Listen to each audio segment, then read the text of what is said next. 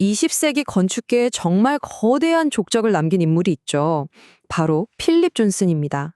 오늘 우리가 함께 들여다볼 이야기는요, 이 한 명의 건축가가 어떻게 건축의 두 시대를 완전히 가로지르며 스스로를 끊임없이 바꾸어 나갔는지에 대한 이야기입니다.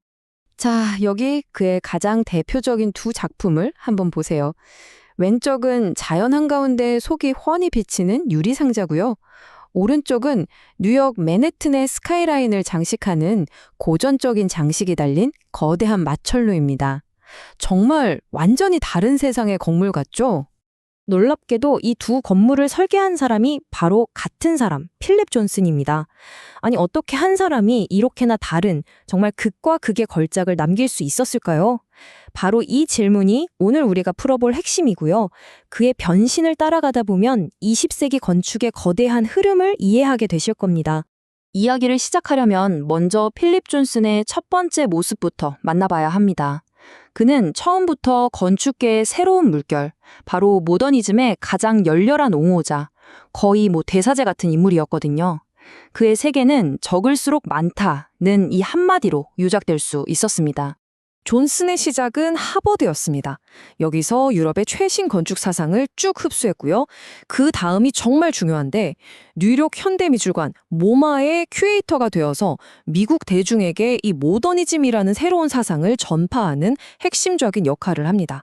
특히 독일 건축의 거장 미스 반데어 로헤를 만나면서 그는 모더니즘의 완전한 신봉자가 되죠. 그럼 대체 그가 믿었던 모더니즘이 뭐냐? 아주 간단해요. 쓸데없는 장식은 다 죄악이고 낭비다. 건물의 형태는 오로지 그 기능만을 따라야 한다. 이게 핵심이었어요. 합리성과 기능성이 모든 것을 지배하던 시대였죠. 그리고 그 신념을 온몸으로, 아니 온 건물로 보여준 작품이 바로 1949년에 지은 이 글래스 하우스입니다. 자신이 믿는 모더니즘의 모든 것을 이 집 한 채에 다 쏟아부은 거죠. 이 집의 핵심은 바로 투명함입니다. 벽이 없다는 건 단순히 디자인이 아니에요. 이건 일종의 선언 같은 거였죠. 나는 숨길 것이 없다. 안과 밖의 경계는 무의미하다라는 급진적인 철학의 표현이었습니다. 이 집 하나로 그는 그야말로 모더니즘의 살아있는 아이콘이 됩니다. 하지만 영원할 것 같았던 이 모더니즘의 시대에도 서서히 금이 가기 시작합니다. 아이러니하게도 존슨이 그렇게나 열심히 쌓아올렸던 바로 그 운동에 대한 환멸이 사회 곳곳에서 터져나오기 시작했죠. 왜냐하면요, 기능과 효율만 너무 따지다 보니까 도시 전체가 개성이라고는 찾아볼 수 없는 똑같이 생긴 건물들로 가득 차버린 거예요. 사람들은 이 차갑고 반복적인 회색 도시 환경에 지쳐가기 시작했습니다. 그리고 이 불만에 기름을 부은 결정적인 사건이 터집니다. 1972년 모더니즘의 이상을 담아 야심차게 지었던 대규모 공공주택 단지 프루이트 2고가 결국 폭파, 철거되는 일이 벌어지죠. 이 장면은 모더니즘의 실패를 상징하는 하나의 아이콘이 되어버렸습니다. 자, 상황이 이쯤 되니 모더니즘의 대사제였던 필립 존슨조차 흔들리기 시작한 겁니다. 그 역시 자신이 평생을 바쳐 옹호했던 스타일의 한계를 똑똑히 보게 된 거죠. 그리고 새로운 길을 찾아 나서기 시작합니다. 그의 극적인 변신은 바로 여기서부터 출발합니다. 자, 여기서부터가 진짜 하이라이트입니다. 모더니즘의 한계를 느낀 존슨이 모두를 충격에 빠뜨리는 정말 대담한 변신을 시도하거든요. 건축의 새로운 시대, 포스트 모더니즘의 탄생을 알리는 순간이었죠. 포스트 모더니즘은 한마디로 반역이었습니다. 모더니즘이 장식은 죄악이다라며 모든 걸 금지했다면 포스트 모더니즘은 왜 안 돼? 난 다 해볼 건데? 라고 외치는 반항아 같았다고 할까요?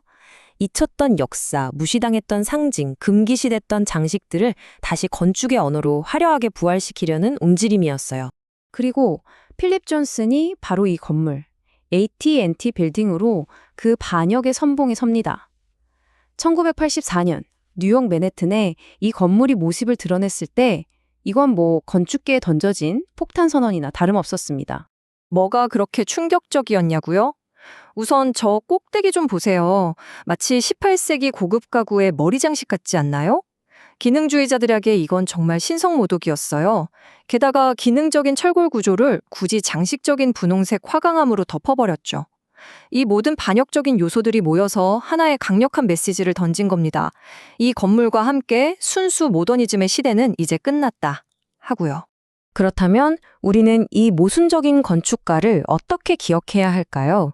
그의 진짜 유산은 하나의 스타일이 아니라 정반대의 두 시대를 연결한 그의 여정, 그 자체에 있습니다. 두 철학이 이렇게나 다릅니다. 왼쪽의 모더니즘은 형태는 기능을 따른다, 적을수록 좋다면서 순수함과 단순함을 추구했죠. 반면 오른쪽의 포스트 모더니즘은 적은 건 지루할 뿐이다 라고 받아치면서 복잡함, 상징, 역사와의 대화를 다시 건축으로 끌어들였습니다. 필립 존스는 바로 이 양극단의 세계를 모두 체험하고 또 직접 건축으로 표현해낸 인물인 거죠. 그의 이력을 한번 쭉 훑어볼까요? 1949년에 모더니즘의 아이콘을 만들고 1979년엔 건축계의 노벨상인 프리츠커상의 첫 수상자가 됩니다. 그런데 불과 5년 뒤 이번엔 포스트 모더니즘의 대표작을 만들어버려요. 정말 드라마틱한 커리어 아닙니까? 아니 어떻게 이런 변신이 가능했을까? 그 해답은 어쩌면 존슨이 직접 남긴 이 말 한마디에 있는지도 모릅니다. 건축은 그 시대의 거울이다. 그는 건축이 한 가지 스타일에 갇혀 있는 게 아니라 시대 정신을 반영해야 한다고 믿었던 겁니다. 그래서 시대가 변하자 자신의 건축 언어도 과감하게 바꿀 수 있었던 거죠. 결국 그의 진짜 유산은 글래스하우스나 AT&T 빌딩 같은 어떤 개별 건물이 아닐지도 모릅니다. 오히려 건축은 하나의 스타일에 머물러선 안 된다, 끊임없이 진화하고 실험하며 시대를 담아내야 한다는 그 태도 자체가 존슨이 우리에게 남긴 가장 강력한 메시지인 셈이죠.